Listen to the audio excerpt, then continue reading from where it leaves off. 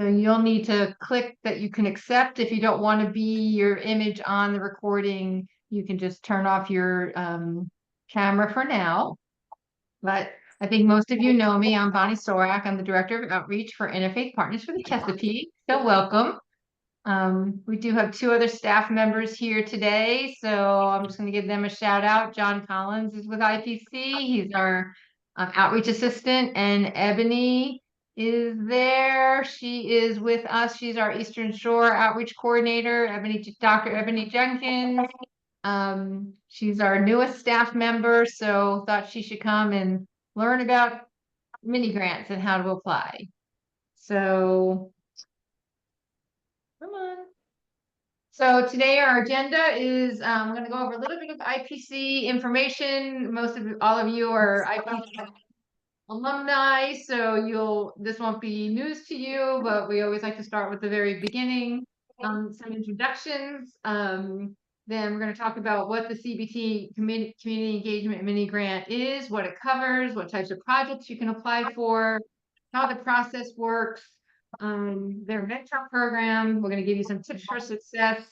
There's also another mini grant that's available through Keep Maryland Beautiful grant program that we're going to go over to. We'll have some questions and answers.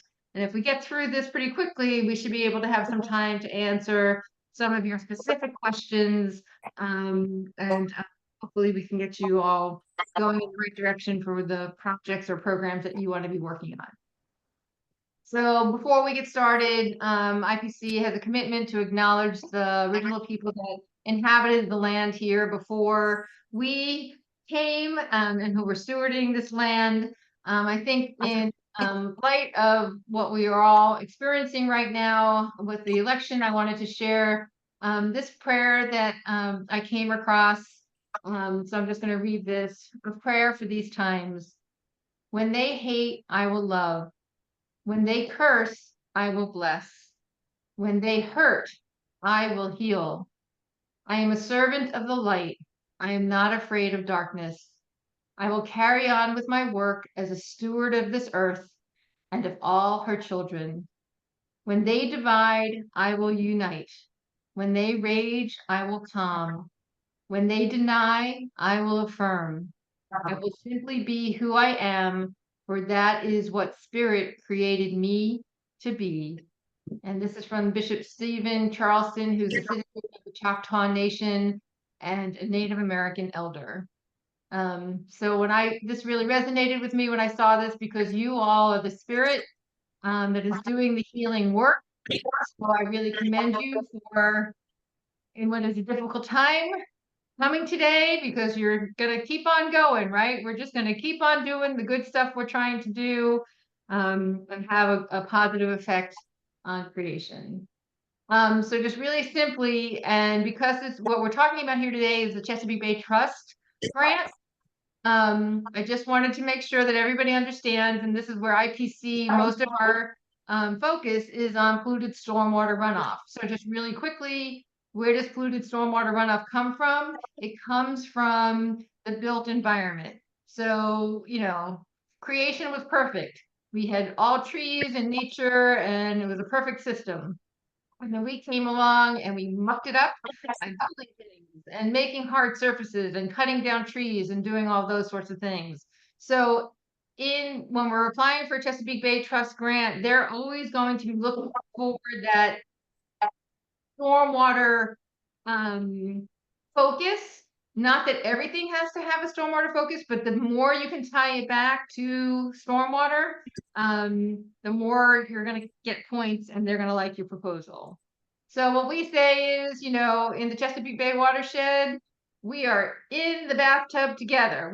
Everybody here is in the Chesapeake Bay watershed, so we're all in this bathtub together. So all the projects that you're going to be doing are going to be helping to keep that bathtub water as clean as possible. And just really quickly, I think most of you have already been through our Faithful Green Leaders training, but if you're trying to build your team, which is something that even if you're up and running, having new members come would be great. Marty, I just met a new person from St. John's at the tree planting at OMI last week. He's an environmental educator, right? So, right, we're going to suggest that they come in March to the Faithful Green Leaders training so we can keep, people trained and coming. So that's when the next training is going to be. I think most of you have also at congregations that have signed our partner congregation pledge, but if you haven't, Reverend Briscoe, I saw yours come in the other day too, so thank you. So if you haven't signed the pledge, please consider doing that.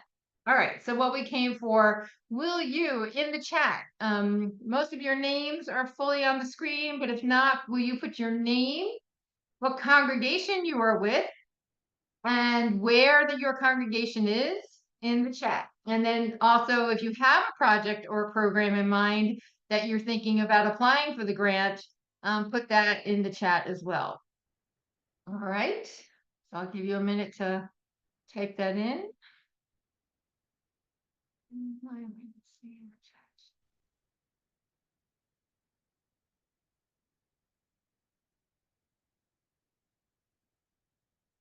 All right, Johnny, I'm not seeing the chat. Are you want to read us the chat? What's coming in? Yes. And also, Bonnie, can you make me a co-host? I don't think you made someone else a did. co-host by accident. I did. But I will do it again. Okay, we have Deacon Laura Harbaugh from St. Paul's Episcopal Center in Hebron, Maryland. We have Reverend Andre Briscoe, pastor of St. Matthew's New Life UMC and Govans Boundary UMC. Leah Culp from St. Bartholomew's Episcopal in Southwest Baltimore City. Marty Simpson from St. John the Evangelist Roman Catholic Church in Columbia, Maryland. Great. Welcome, everybody. Did no one put their projects you're thinking about or programs? Go ahead and put that in the chat too. All right. So just a little bit of an overview of the Chesapeake Bay Trust. For those of you who are not familiar, I'll just say people get confused with the trust and the Chesapeake Bay Foundation all the time. They are two different organizations. So we are talking about grant funding that's made available through the Chesapeake Bay Trust. The trust is a quasi-governmental organization. So they do receive funding from different municipalities around the state. They gather funds to focus on stormwater management, and then they grant those funds out. One of their biggest ways that they raise funds are through the Chesapeake Bay license plate. So if you have a Treasure the Chesapeake license plate, those funds get pooled. They gather those funds together, they pool that money, and then they grant that out in addition to the other funds that they get from state and local governments to grant out to do education, outreach, and restoration. So the CBT Mini Grant is essentially designed for congregations, well, not congregations, but any nonprofit organization that is interested in doing a program or a project. And the idea is that start small. So for an organization that has never applied for a grant before, it's a good way to get started to learn how to do a grant application. So, the amount of money these are limited to $5,000. So, that's a pretty, I know congregations can do a whole lot with $5,000, so that may not sound small to you, but other of their grant programs have significantly higher amounts of funding that can come to projects. So for today's purposes, we're focusing on the mini grant, but what I'm telling you also applies to any other grants that they have that you might be eligible for. There are larger grants, but this is kind of like the gateway to grant applications. So this program runs annually. They put the amount of money that they put in the pot every year changes, but it's between $100,000 and $200,000 every year they put in the pot, and then they dole that out into up to $5,000 increments. So these are up to $5,000, and it's a rolling grant, so it is not. There's no deadline. So, but the sooner you can get your application in, the sooner you can find out whether or not you receive funding. And then, as much as we're all in this room together, this is a friendly competition, right? So if you're all going to apply, all your applications are going to be considered as they come in. So they consider them as they come in. So the sooner you get yours in, the sooner your application will be considered, and then the awards can be sent out to you on a rolling basis. So there's no real deadline. So they give it away, the money away in up to $5,000 increments until the pot is empty. Some years they don't give all the money away. They don't get enough applications and they end up with money left in the pot. Other years, they might run out of money in April. And so then they'll close the application process and they'll say, it's closed. If it closes before you submit, that you can just save it, and come July 1st of that year, you can just hit submit and apply once there's more money in the pot. So even if if you miss the money being available, we can just apply later on. So there's something in the grant world called match. So let's say some grants require that you have a dollar for dollar match, right? So if you're asking for $5,000, you would have to provide $5,000. That is not the case with these grants. Match is not required. Match is encouraged. So even if you don't have cash to put towards your grant application, you can put value on, let's say you're going to have an educational program at your church and it's going to be in a meeting room, and your church would normally charge $300 to rent out that space. You can count that as in-kind match of a value of $300. Every volunteer hour has actual, our time is money, right? So we can put value on volunteer time, both for planning, attending meetings, and doing volunteer work. So every hour that we estimate can count as match. But again, it is not required. It just helps to kind of sweeten the pot for your application. So what types of projects or programs do they fund? So this is just a little bit of a depiction of some things that have been funded in the past. So doing small native plant gardens, right? So we can do a native plant garden for $5,000 pretty well. You can get a pretty nice little garden in. Doing rain barrel workshops and giveaways. We've done a lot of those in the past. Usually, a lot of times they'll be in conjunction with doing like a cistern installation at the church. And then we do, as the outreach component, a rain barrel workshop and giveaway. Leah can recognize there's St. Bartholomew that was doing the trash cleanup that we did with her church this past year. So doing trash cleanups, stream cleanups, those sorts of things can be funded as well. And then tree plantings is also specific funding for tree plantings, depending upon where you are. Storm drain stenciling. I've had a Catholic congregation, do like an encyclical study where they purchased the books and then they had a speaker come at the end of their encyclical study. So it's not just projects per se, it can also be programming. So I had a congregation one year, they use the $5,000 to kind of underwrite 4 events that their church has every year anyway. They just did it with a theme. They called it Clean Water for All. So their trunk or treat just had a clean water aspect to it, right? They do a Thanksgiving food giveaway. They used the grant funding to do like reusable grocery bags to do the food giveaway in reusable grocery bags. So they had 4 different activities that they did throughout the year under the theme of Clean Water for All. So all of those programs that they were able to charge things to this grant.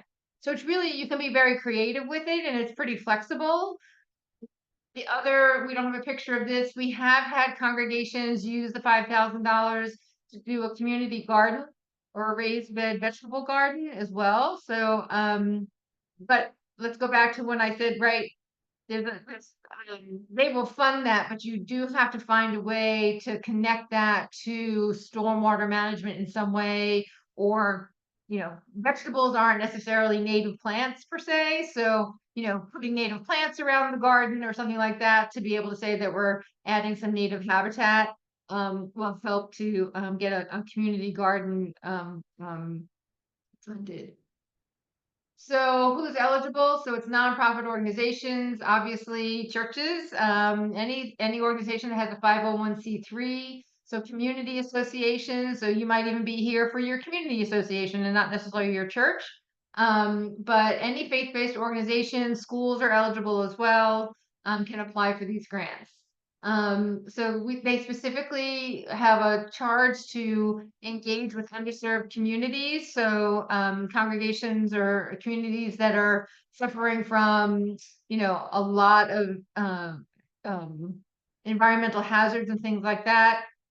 They definitely want to be working closely with those communities and what we call underserved or underengaged communities. So any minority community that really isn't already connected to environmental work, they're very interested in connecting with those communities. So you can apply for multiple mini grants at the same time. So you can get up to 3. So while we're looking at this at $5,000, you can apply for more than one to get up to $15,000, and you can do them kind of concurrently. But if you have a project that's going to be costing more than that, then there's definitely probably other grant opportunities that we should be talking about that you should be considering, and we can talk more about that. So to get started on a grant application, you would go to the Chesapeake Bay Trust website. You can use this QR code to get there. And the very first thing you want to do is download what's called an RFP, which stands for Request for Proposal, right? So the number one thing you need to do is read it. And I know that's silly, it's right. But the very first thing you need to do is read the whole request for proposal. They tell you everything they want you to answer. It's not a mystery, and they really just want to get good answers to all the questions that they're asking. So I would just say start from downloading the RFP and read the whole request, and then we can work on making sure that you answer all the questions that they're asking. So we can also provide you with, and I'm going to take, once I'm stop sharing my screen, sharing the slides, I will take you to their website and show you. But they have on their website where you can download the RFP as a Word document. If you like to work in Word, you can use the Word document as a template and be filling that in. But if you want to do this as a collaborative effort with your ITC regional staff person, I would suggest using our Google Doc as a template. So that way we can collaborate in real time as you're working on your narrative. We can do that in the Google Doc. And the other thing here is that we'll get to it in a minute, but if you're also using one of their mentors, they would probably prefer to work in Google Docs. So if you're not familiar with working with Google Docs, we can certainly help you get up and running on a Google Doc template. So you're going to want to start a new, see, when you go to the website, you'll see on the right side, it has these different, right now, see it's showing it's open. There's the RFP. And then the first thing you're going to do is start a new application. You click on the new grant and you'll start an account. My recommendation is if you're doing this in concert with your green team, that you not use someone's personal email address, that you have a green team email address or something that other people will have access to. Sadly, through the pandemic and all, if the email address that you put in your application is the email address that CBT is going to communicate with. If no one else has access to that, if it's your personal email and something should happen to you, no one else is going to be able to access that information. So you want to use maybe a generic email, your, xyzchurch@gmail.com. Make sure you write down the password for both the email account that you create and also when you set up your account in CBT's web portal, that you make sure that you write down what your password is.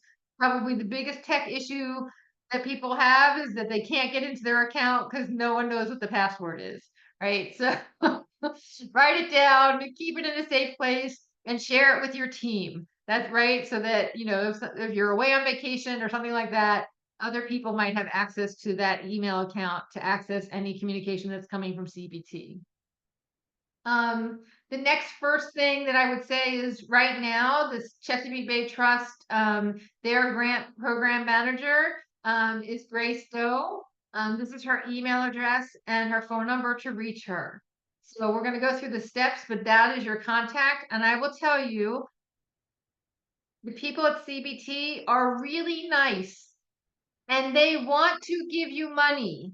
So their sole purpose is to give out the money, right? They don't want to keep the money. They want you to do great projects with the money that they have to make available to you. So please do not be intimidated. This shouldn't be a scary thing for you. We are all in the part. Everyone's trying to work to make, going back to our prayers, to heal our watershed. They want to help you to do that. So please do, if anything else you come away from today is do not be scared of doing these applications. They want to help. Okay. So when we start the process, right, I just said fully read the RFP. That's got to be number one. The number one thing you want to do is make sure you understand what they're going to ask you.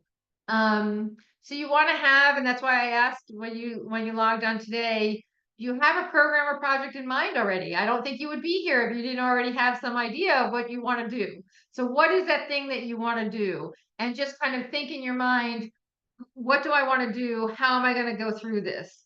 For those of you who've been through FGLT, we do give you your action planning tool. You could use that action planning tool to help you to plan your project or program. You're also going to need to identify who is your target audience. So I can tell you for these mini grants, they specifically want the audience to be adults. There are other programs that are geared towards funding that is geared to doing education to children. That's not to say you can't do use this funding to do a program for children, but they really want the target of these grants to be adults. But we can talk to you about that and them about that as well. Your timeline for the project or program that you're doing. So when you do your timeline, you're going to say, this is my start date. Whatever that start date is, you have 1 year from the start date to complete the program or project. So if let's say, and I'm just going to use this as an example, you want to plant a native plant garden in the spring, right? So let's say you want to do an April Earth Month planting, right? So you're going to have to start planning that. Think like, so I want to do my planting in April. I'm going to have to do my planting plan and gather my supplies, and all of that needs to be done like February, March, right? So you want to start your grant in February, right? And then be done by the following February. Right? So I hope that is clear, right? But if you're not planning on doing a tree planting until September of next year, then I wouldn't start your grant until like July or August of next year, just because things happen. And if it goes, you don't want to have to like apply for an extension. So give yourself a little cushion for planning and whatever right before you're going to do the actual event. But you want to be sure to give yourself that full year to get your program or project done. So once you hit submit, once your whole application is finished and you hit submit, they will respond to you in 8 weeks, right?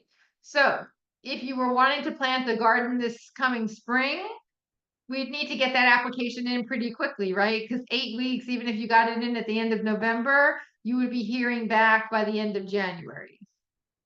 And if you're planning a planting in the spring, you would probably want to know by January whether or not you have the funding, January, February, right?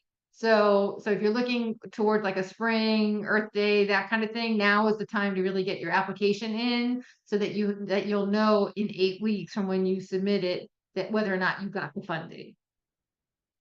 So you also want to identify who your partners are going to be in your project or program, right? So obviously IPC is glad to be a partner with you, and we will always provide you with letters of commitment for your project, and we can come up with, what the role would be for IPC with whatever you're planning.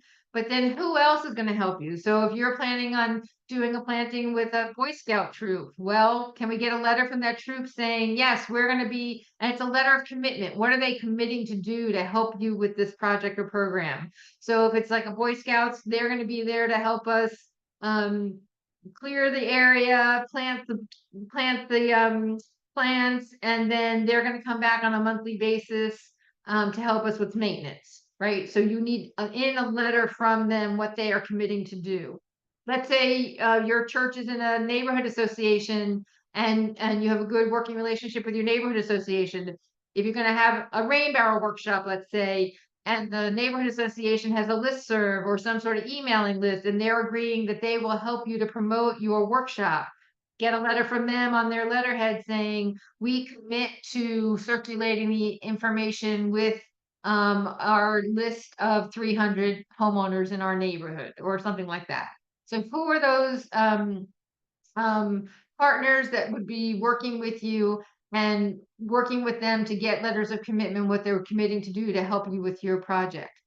For those of you that are from mainline denominations, sometimes you can get a letter of commitment from your mainline denomination saying we will promote this activity to others in our on our listserv and things like that. So think about that as well.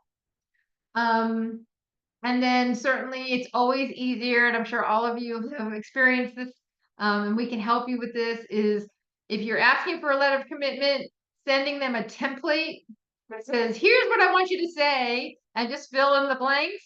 It's way easier for them to get it back to you. So you're basically just saying, here's the template, fill in your organization name, what you're committing to do, and you sign it, put it on your letterhead, sign it, and email it back to me. So it's always much easier for those folks that are going to do a letter of commitment for you to provide them with a template. You're much more likely to get it back in a timely fashion if you do that. And then the last thing we're going to go over, and we'll look at this in real time, but it's the budget. Everyone, I don't want to, budgets are scary, spreadsheets are scary. Their financial management spreadsheet is pretty easy to fill out, and we're going to look at an example of that. I would say, you know, as you're writing your narrative, I would have the spreadsheet open, and anytime something is like, oh, that's going to cost money, oh, that's going to cost money, you just go ahead and put it in the spreadsheet so that you keep a list compiled of all the different things that you're going to ask for the funding to do.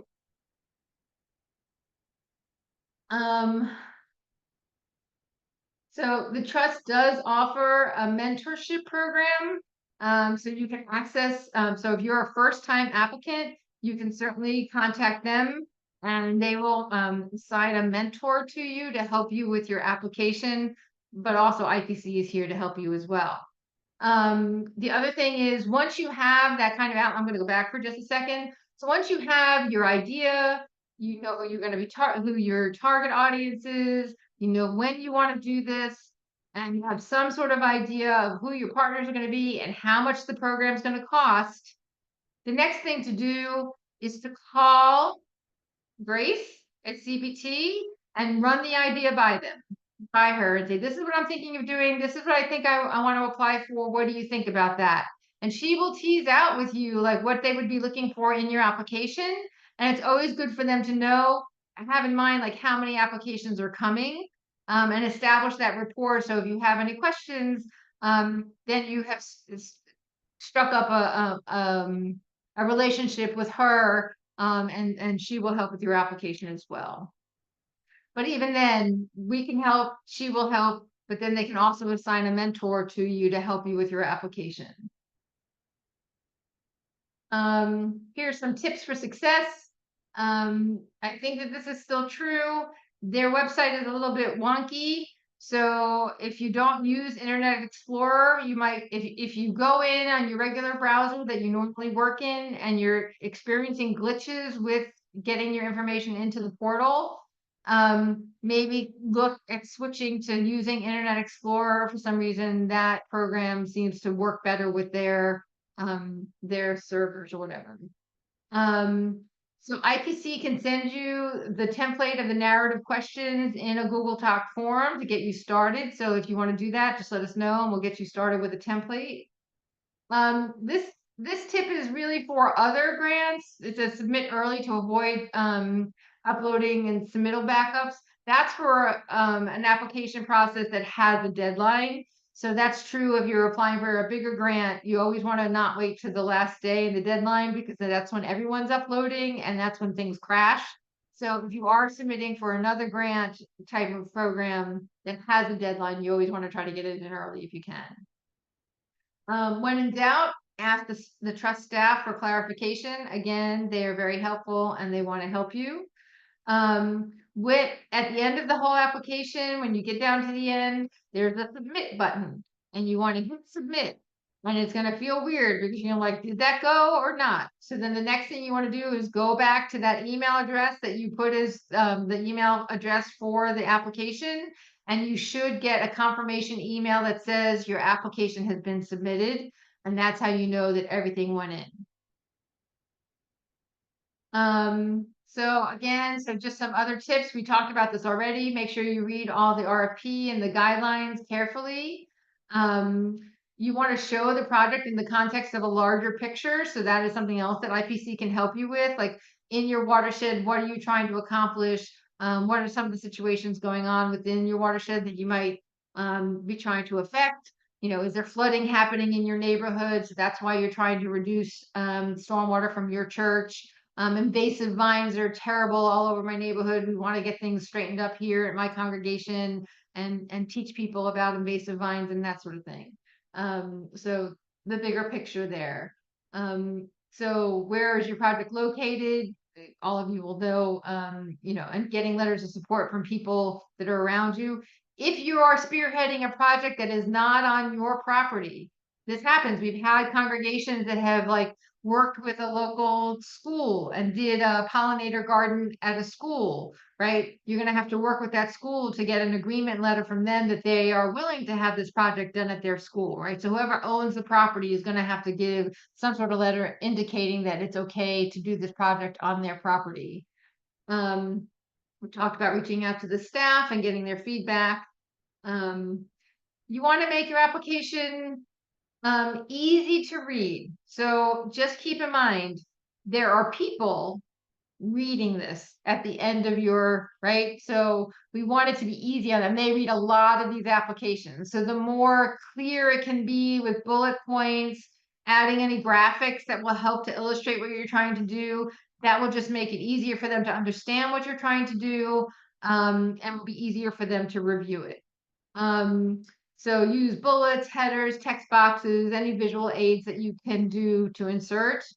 It says no one sentence answers. Like they want you to be to explain what you're trying to do. So even if an answer is like, you don't just say yes or no. Like you want to give them an explanation.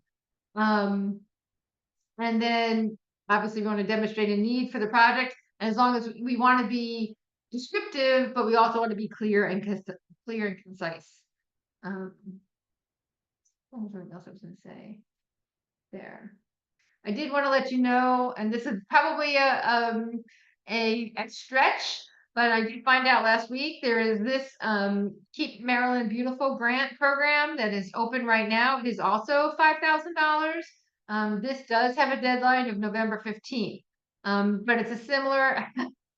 But you know, we could whip it out pretty quick, maybe. You know, depending on what you want to do. So, and then I put it in here and I kept it here. I'm really not telling you also that you should try to pull a grant application together in less than in a week. But just so you know, these things will come up again next year, right? So you could apply for CBT Mini Grant this year and a Keep American Beautiful grant next year. Right. So there's definitely other grant opportunities available. So that one. And this one has, so what most of you are thinking would be like a track 1 community stewardship for up to $5,000, but they have grants for land trusts. Some churches and congregations own property that they might be interested in putting their land into a land trust. So you can get up to $10,000 for that. And then if you wanted to do a tree planting or on an agricultural land, there's up to $50,000 on there. You may know a farmer or someone like that that wants to dedicate some land to trees and that sort of thing. So that's the application there. The manager for that program is Julian Segovia. And there's that application in case anyone's interested.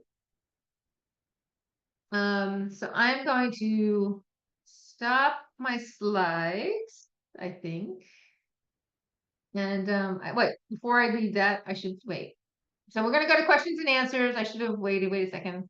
So I just want to, before I take my slides down so I can look at everybody closer, just want to plug, we have upcoming on November 21st, we have our second annual Chesapeake Champions Interfaith Breakfast. That's going to be in Howard County at the Oakland Mills Interfaith Center. And it's breakfast, obviously, so it's in the morning.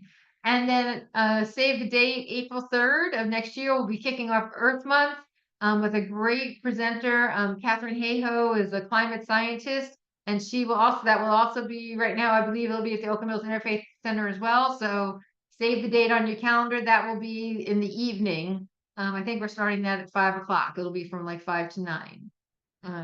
So mark your calendars. Okay, so now I'm going to exit. Take this down. All right, so I want to go back through. This is so annoying. All right, so I want to show you the CBT website. So this is the Chesapeake Bay Trust website.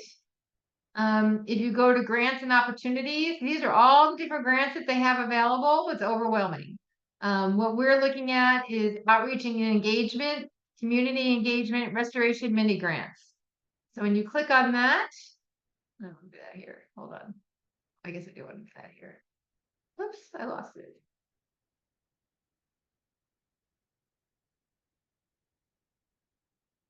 Come on. Oh, here we go. This is the mini grant website. This is where you download the RFP. This is where you would download the Word document for their narratives. This is where you start a new application. Once you start your application, once you start it, any other time you're going to go in and you don't have to do it all in one sitting. Like you can start it, save it, put it on hold. And then once you've already done that, then next time you come back, you would go to manage grants, right? And then you'll have an account in there and you go to manage grants and you could pick up right where you left off. This is where you find out about the mentorship opportunity. And then this is telling you what funds can be used for, who can apply. And really these grants are available to anywhere in the Chesapeake Bay watershed in this portion of West Virginia. So this is available for congregations throughout the watershed. So up to $5,000, match is not required. And then here it's telling you to contact Raysdale to run your project by her. I did want to show you, even though we're doing this here today, there are these resources here that are available. So if you're thinking about doing a planting type of project, this is their native plant species selection guide, right? So you might want to click on this as a resource to help you with the planting plans, how to make a planting plan, plant calculators. They always ask if you're doing a garden project, one of the questions is how are you going to maintain it? So this is a template for how you can put together a maintenance plan. They're going to ask that question. So you want to be able to be ready to maintain that, to answer those questions. A lot of our congregations are looking for just funding to put up good signage. Good signs are really expensive. We just did one at OMI. It was almost $2,000 between creating the sign and then installing the sign. So, and that's a great way, right? So you may have a beautiful garden sitting there, but if it doesn't have a sign, nobody may even understand, that it's a native garden. So they will pay for just signage. So this is some information about how to create signs. And then here are some example projects if you wanted to go in and take a look at the different projects that people did in different communities to get an idea of the types of things that they funded before. There's some examples here. And then we can also provide you with some sample examples, depending upon what you're saying you want to do. We can help you provide examples from congregations that we've helped do these before. All right. Now I'm going to do the scary stuff, the budget. So they have on their website, they have tutorial videos as well. So I want you to feel free and access these videos as well.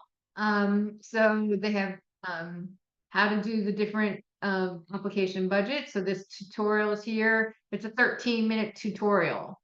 But I was going to show you.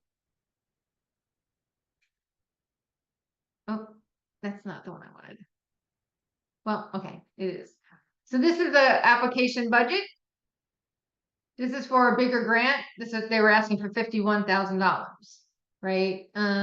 So what I'm going to show you a blank one, but I guess I didn't. But here's one that's blank. It's not filled in. So I knew we had a couple of folks on here that were interested in doing trash cleanups. So I went in and I said, it's XYZ congregation and they want to do, what did I say? Making trash go away. You want to give your project a catchy name so that when the reviewers are looking for, discussing whether they're going to fund your program or not, having a catchy name is good. So, yeah, we can help you brainstorm catchy names. And so I just wanted to show you this gray part up here.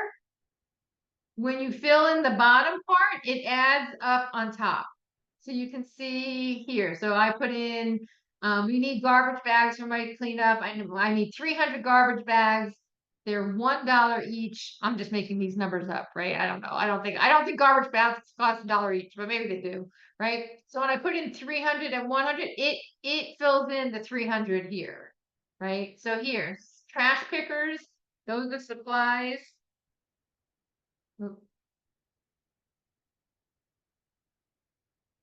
when you start typing, the different categories come up.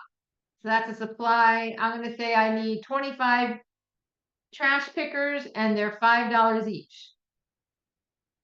And look, it added $125 and it added it up on top under total supplies. It's going to add it up for you automatically.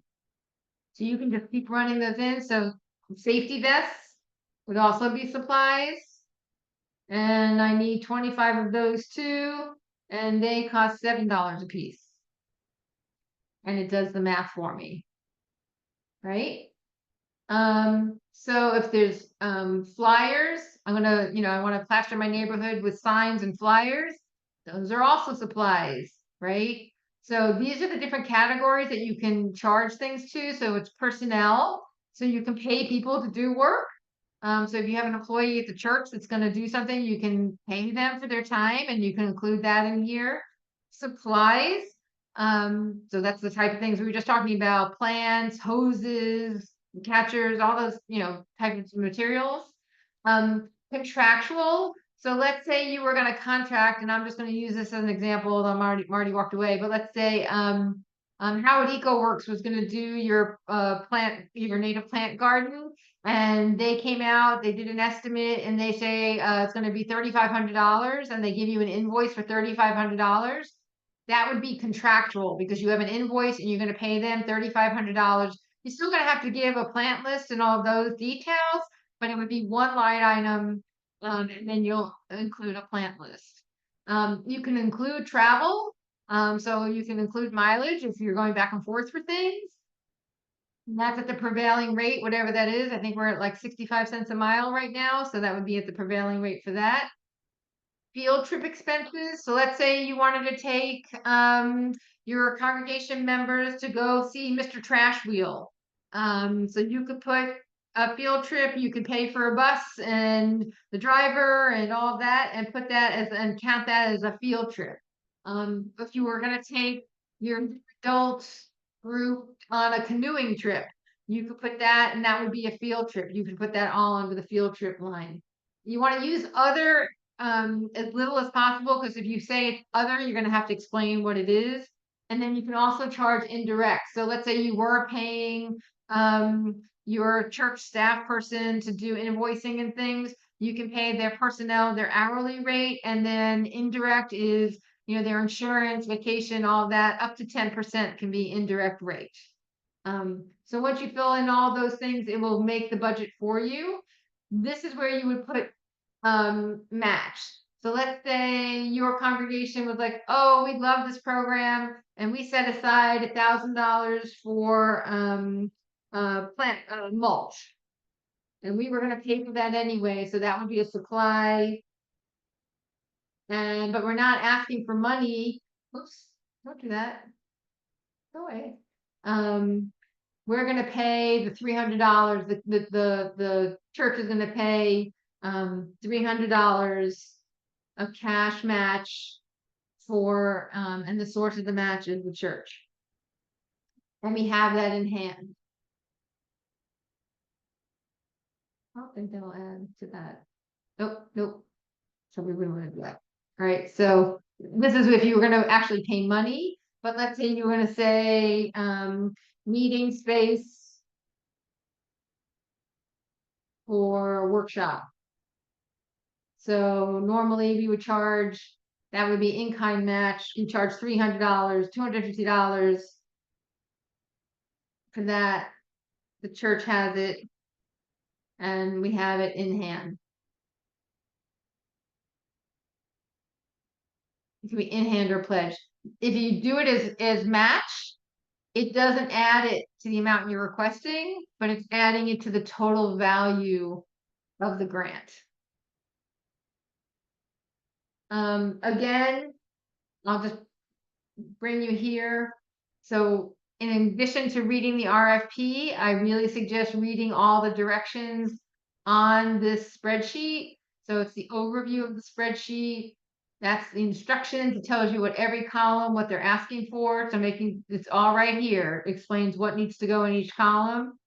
This is where we just were, the actual budget. And this tells you how to process expenses. And then if you end up having to do a revision of some kind, that's also here too. Hopefully for $5,000, you shouldn't have to do a revision of any kind, but that's all part of the spreadsheet. All right, so I think that's it for that. I'm going to stop sharing for a minute. All right, so that was a lot of information. So I invite you all to come off mute and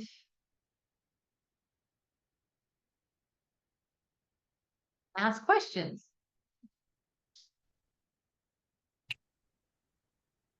Everyone's overwhelmed. So what I will say is, if you're going to go through this process, you're going to ask for $5,000 because there's no reason to go through this. I had this happen with the one church that did the encyclical study when they did the whole budget. It was only $2,500. I was like, oh no, we're going to go through this. You're going to ask for $5,000. We can find lots of things. I know that your congregations are doing a lot of different work. We can find ways to come up with your budget to be $5,000 and tie it all together. So if we're going to go through this, we're going to do the full $5,000. All right, Leah. Yes. Yeah, I have a question about partners and letters of support. I don't, we held a trash event. It was a combined event. A high school was there. Baltimore City Recreation and Parks actually provided with us with experts, and gave us free, free labor, but it was really done on park property anyway. Right. So, are they both our partner and also somebody we would get a letter of support from? Yep. Yep. So in that case, like if you were going to do that again, is that what you should think? Well, we made a commitment to them to do ongoing Yes. maintenance and improvements, and we've just barely begun what we can spend. So we would want to get a letter from the Parks Department saying that they have approved your activities. And that they're gonna, and when they, whatever they are going to, however they're gonna support you, like if they're gonna send staff on the day or whatever they're committing to do, then you would want that in a letter from them on their letterhead.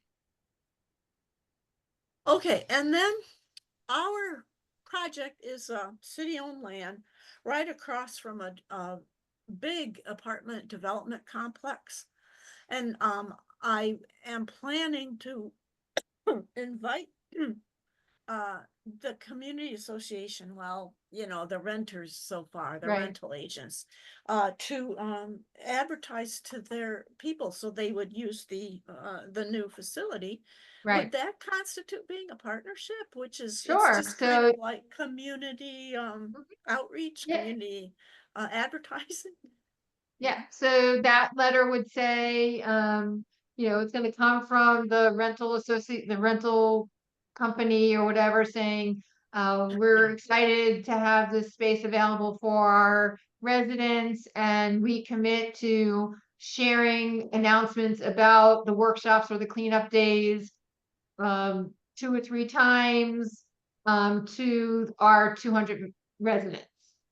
Okay, And just Yeah. give you a letter that says that they're willing to share the information, and that would be considered a letter of commitment. Yep. Mhm. Yep. Other questions? Marty, you look like you have a question. I just got 2 bids. One is still coming in next week, and it is way more than $5,000 it will cost us to build this permeable paver walkway from the sidewalk into the garden and then within the garden. How do you manage several grants? I mean, Yeah, so if it's gonna be substantially over $5,000, then I would recommend, so Chesapeake Bay Trust has what they call outreach and restoration grants. Those are due in August. So that sounds like an outreach and restoration grant to me. They have another grant program that's called, well, for short, it's G3. It's green. I always get it wrong. Green streets, green jobs, green towns, I think it is. Those are due in March. So like if you don't want to wait till August to apply, it may be that you would do it for March. And that is something that I would suggest. That's one you're definitely going to want to talk to them about, because if you remember going back to the gray filter and the green, right? So if it depends on where that walkway is going to go. If it is already considered impermeable, which grass lawn is actually impermeable, right? So they may approve putting in a permeable pavement on the grass because you'll be possibly getting more infiltration. But they may not consider paying for that because you're adding pavement. You're not taking away or replacing pavement that's already there with permeable pavement. So it really depends on the location of where you're putting the path.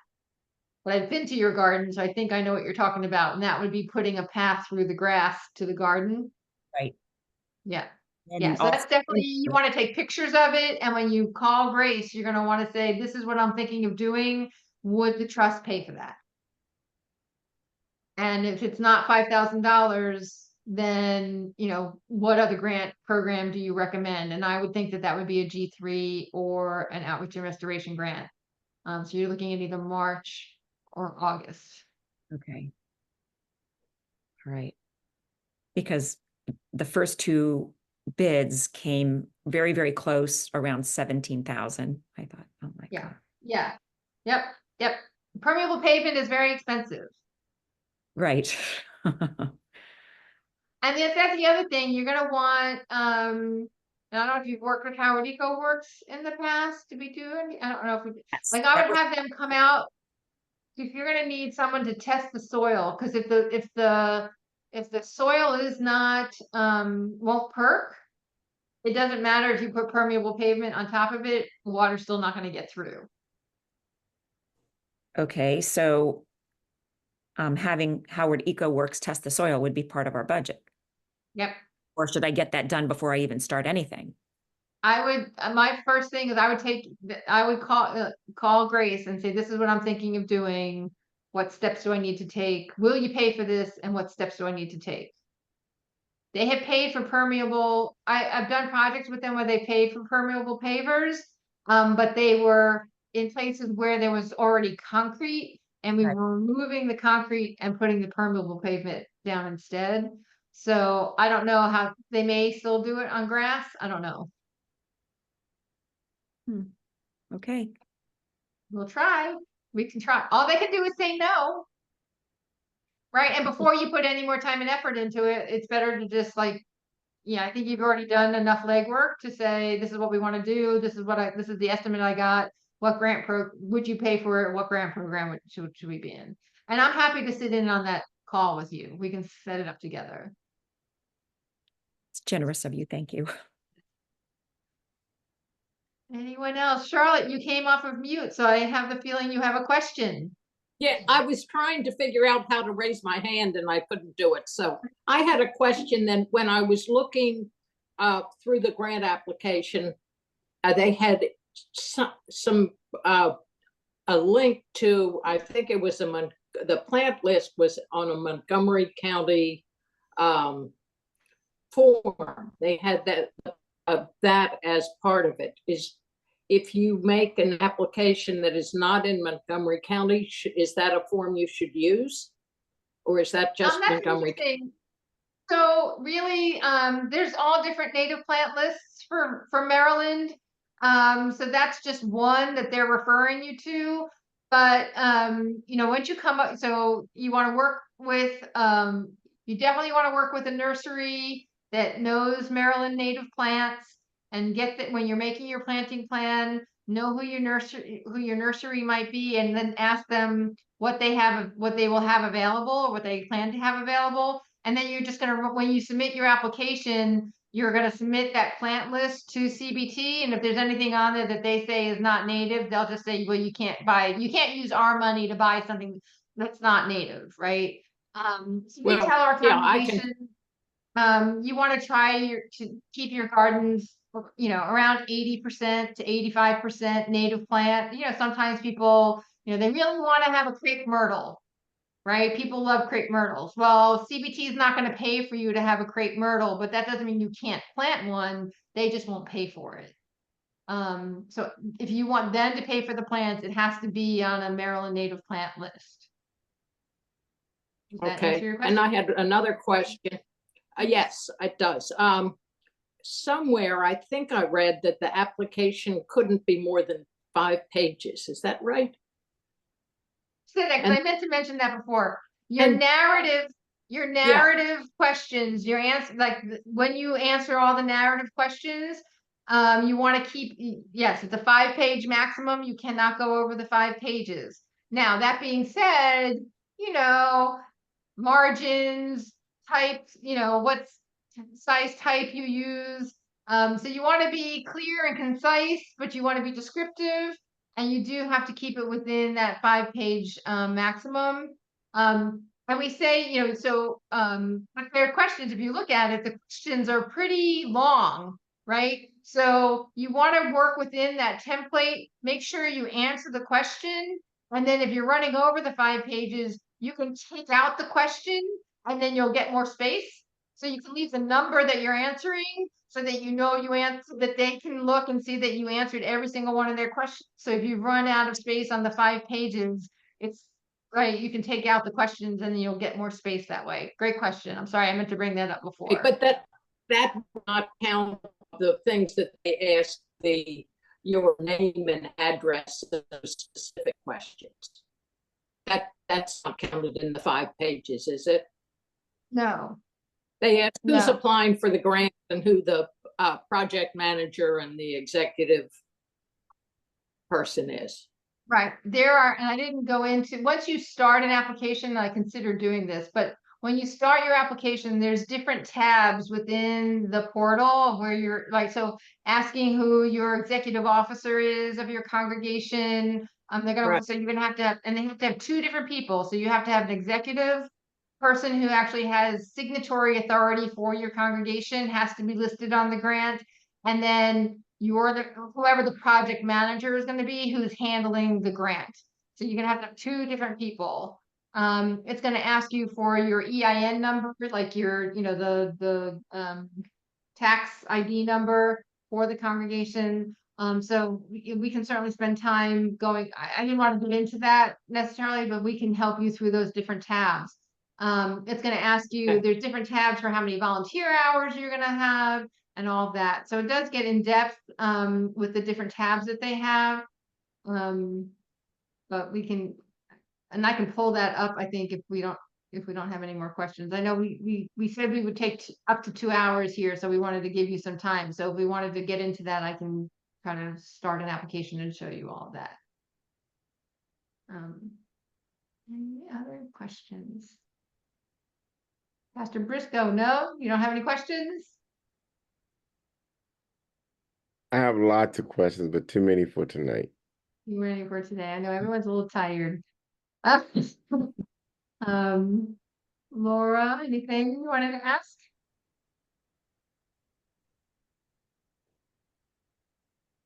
I don't think so. I'm not prepared to do anything with St. Paul's Episcopal Center right now, but I know Charlotte and Rebecca, so I wanted to listen in too, so I can help them with their application. But I think I'm okay right now. Okay. Here, I was gonna, here, I don't think these people were mine. I'm gonna share my screen again.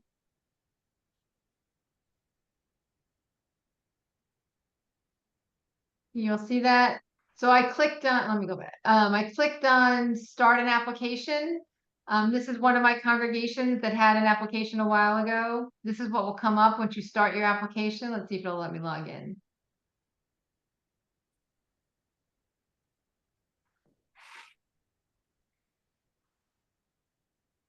Then it asks you all these questions.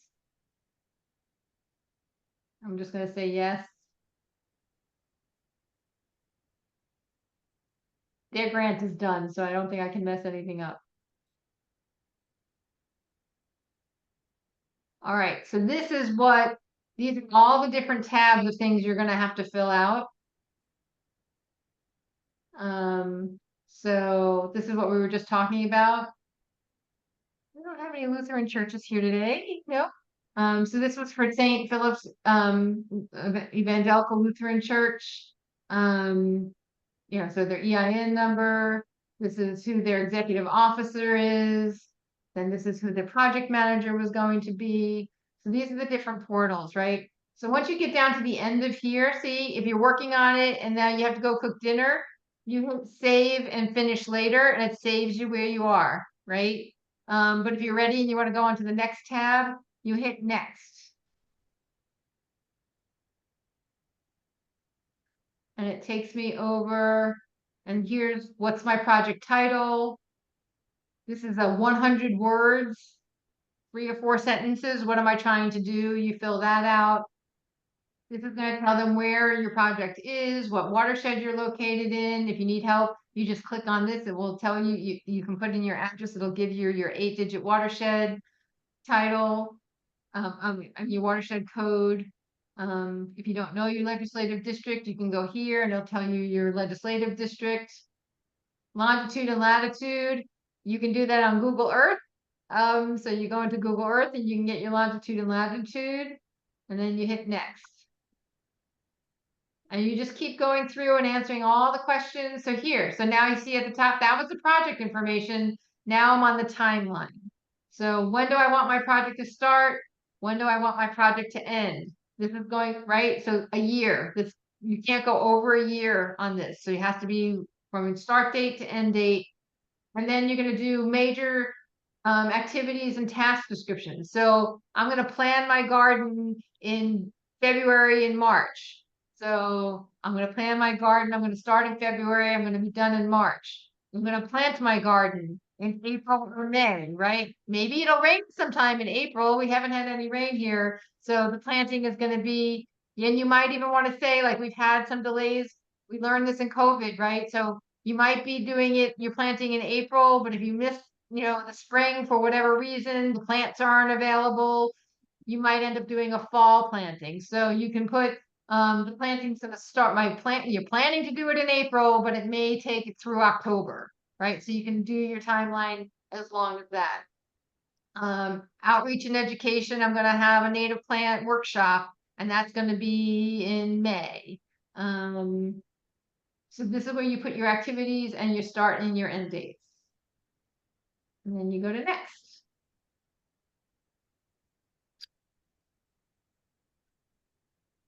Here's your deliverables. How many volunteers are you going to engage? Right. Do you know if any of them will be people of color? Are you going to engage with students? How many of them are of people of color? Are you going to have any teachers? Are they people of color? Now, again, they use the same form for all their grant applications. So you won't necessarily be working with students and teachers because they want to really concentrate on adults with these mini grants.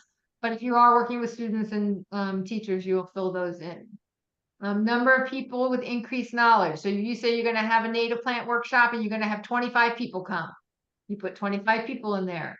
If you're going to print 300 flyers to send out, like Leah, if you're going to ask that rental company to put a flyer in everybody's doorknob or something, right? And there's 200 apartments. So I'm going to print 200 publications. You're going to put that in here. And if you're asking for them to print those, right, you're going to put that in your budget, 200 flyers, and that explains that I'm doing 200 publications, that sort of thing. If you're going to do that workshop, that's one workshop or one presentation. You fill that in, and how many people are going to come to your workshop or presentation. This is where your actual restoration, if you're doing an in the ground project.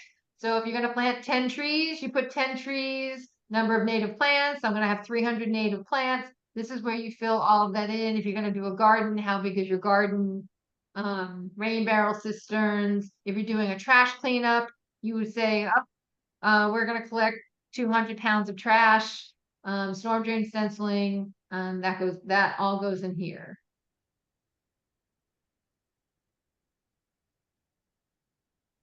And right, so we're still on volunteers. So I don't want you to cut yourself short. You can't count the time that you use to apply for the grant as hours, but once you get the grant, all your planning activities, all the meetings that you're going to have, if you're going to have to present it to your board to get approval, like all those hours should count for something, right? You're spending that's what we get on this planet is the time, right? So you want to count up, like I'm going to have 6 meetings and I'm going to have 3 of my green team members there. Every hour you're going to count, and I haven't looked up, and we're probably looking at next year, but a volunteer hour can be the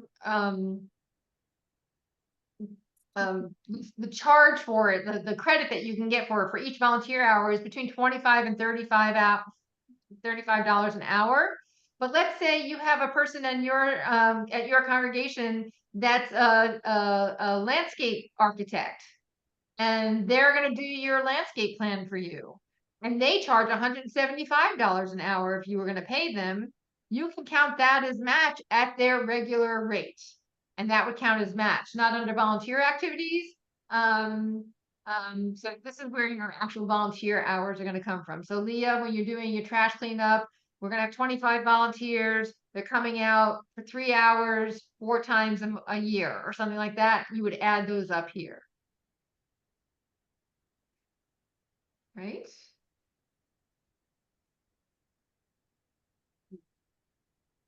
Come in.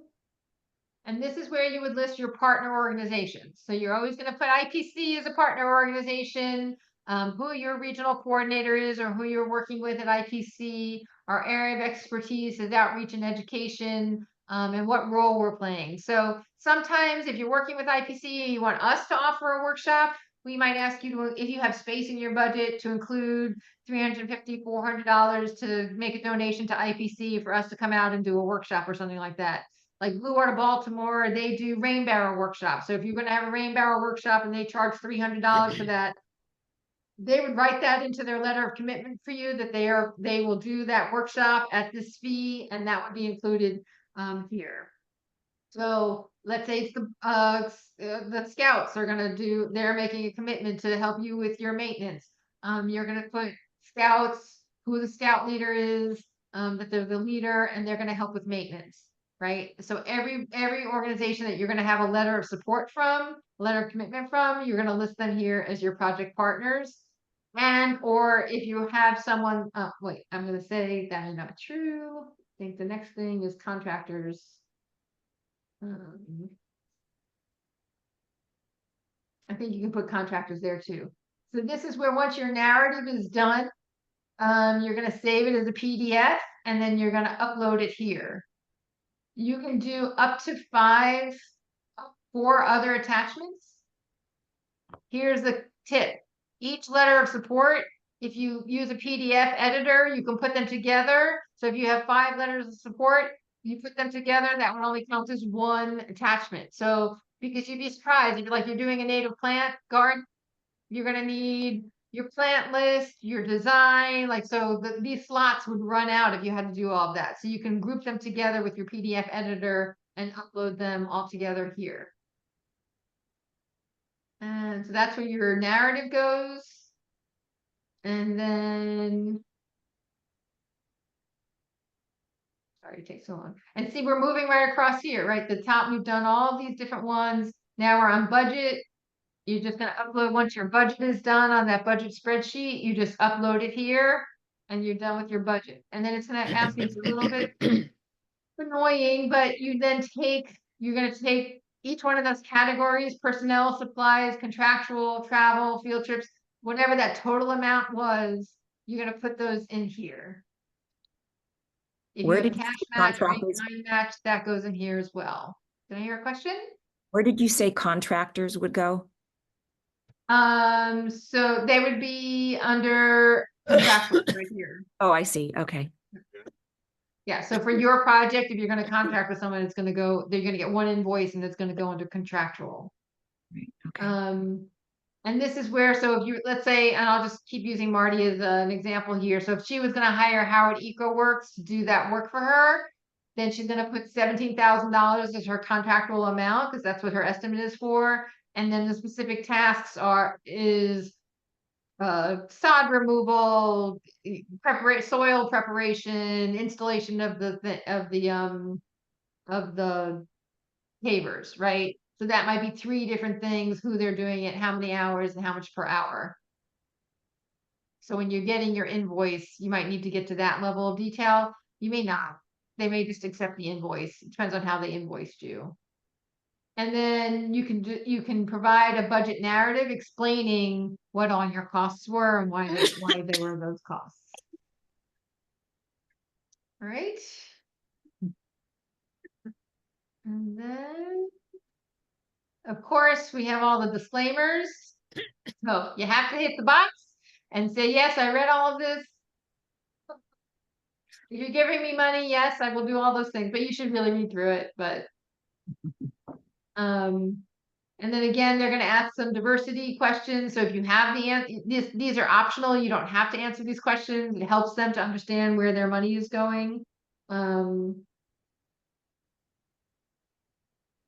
Is that, are you talking about the diversity of your congregation, for example, or your green team specifically? Or, I So mean, this is asking, so here it's like your organization's board. So for your church, do you know these things? And again, it's optional. You may not know any of these answers. Your executive leadership. I don't know. Right? So if you know, you can answer. If you don't know, you don't have to. The staff, do you know these answers about the staff? This is just the commitment, right? Because so many underserved communities have not gotten a piece of the pie, they're trying to make sure that some of the money is going to those communities. This is where, if you've applied for other funding from them before in the last 3 years, they want to know what other program you applied for. And then you're just answering these questions.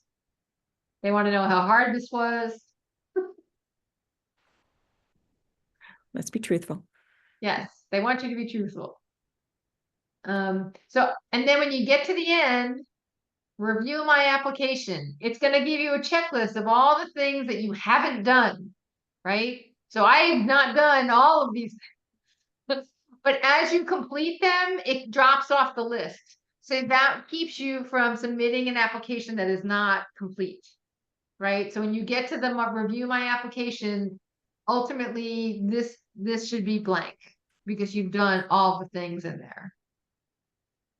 And then it won't let me, I don't think it'll let me submit because I haven't done all those things. So I don't think I can get to the submit button. Where to go? Yeah, it won't. So when you finish, when there's no more list, then you get a button at the bottom that says submit application. And then you can submit the application and then you get an email back that says your application has been submitted. All right. I know that was a lot. It was. But at least it pushes us in the right direction, so. Yep. Okay. Any other questions? I'm happy to stay and answer individual questions. Those of you who are done, you can log off. If you want to stick around and ask specific questions, I'm happy to answer them. Oh, one thing I didn't say earlier. You want to tell your church's story, your congregation's story, and you want to make that reviewer cry. You want them to say, this is such a beautiful thing that they're trying to do. I'm going to give them money. Actually, I think that's what I was asking when you were talking about the demographics, because our green team is not that diverse. Right. But the congregation is very diverse. Right. So, Right. Okay. And you're going to explain that in your narrative. Right. Okay. And then there was that one tab where it's like the people that you're going to engage, are they diverse, right? And for your congregation, they would be, and you would explain that, right? Right. I mean, well, actually, I think that's one of the key things in a grant is who will this affect? And right. It's a very diverse right. demographic and financially diverse group too. Right. Right. Right. So the people who come visit it will be all. Exactly. Okay. All right. That helps. So, but again, like if you're going to go through the effort of doing this, and if that project is $17,000, and I know how active you all are, I'm just going to throw this out as like, so if you wanted to also do an education piece like you did with showing of the letter, remember when you did that? If there was a fee like that would like go along with this is the project we're doing, we want to do education. You can include a licensing fee for a film or something like that that's going to kind of supplement the project that we're doing. We talked about having Doug Ptolemy come and speak. He came and spoke, last year. You could include his, if we're doing a native plant garden, we can have him come back. He's really popular. Include his speaking fee, right? While you're applying, go ahead and apply for more stuff. Right? Nothing that you don't want to do, right? Only to include things that you really would like to accomplish. And then, the less expensive it is, the more likely you are to get funded because, right, funding is limited. So I'm not trying to tell you to like pad things on there that you don't want to do. Well, yes, for the evening, I wherever think you want to go, need yes, to feel free to hang out. Yeah. educate not just the congregation, but the public to understand what this is and Right. that they will engage. It's not Right. just they want to walk by. You want them to get sucked in saying, oh, I want to see what that is. So for that particular project, I would highly recommend you include signage. right. So Yes. you're gonna want to put another $3,000 in there to design and install a sign. Because then it's educating even when you're not there. Right. Well, I know that OMI, I think we're going to be getting those QR codes for the plant Yes. Yeah. already installed. So Yeah. But I mean like a big sign that says this is a native plant garden. Look at that. And they have one at OMI that's by the cistern. You can go take a look at it. okay, I'll go take a look at it. Yeah. But that sign I think costs $2,000.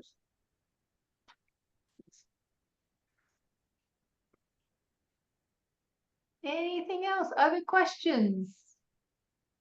We are here to help you, and I know we're about to get into a very busy time of season, but if you're thinking of spring projects, this is a good time. It can wait to January too, but again, once you submit, like if we wait till the end of January, you're not gonna hear back until the end of March, which might be pushing it if you're doing, like, trying to do a spring planting or something.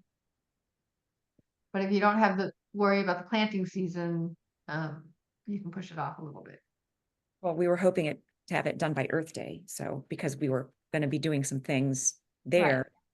So we Okay, can get started now. We're happy to work on it with you. Yep, good to know. Thank you. great. All right, well, if there's no other questions, we can end. I didn't prepare a closing prayer, I'm sorry. Actually, I I will like, just, but we can just take a minute. Please bless these wonderful people and all the good works that they hope to do. Go forth and be positive in this world. It's hard. And thank you all. thank All you. Thank right, you. we'll see you soon. All right, bye-bye. I'll be in touch. All right. Here's end recording.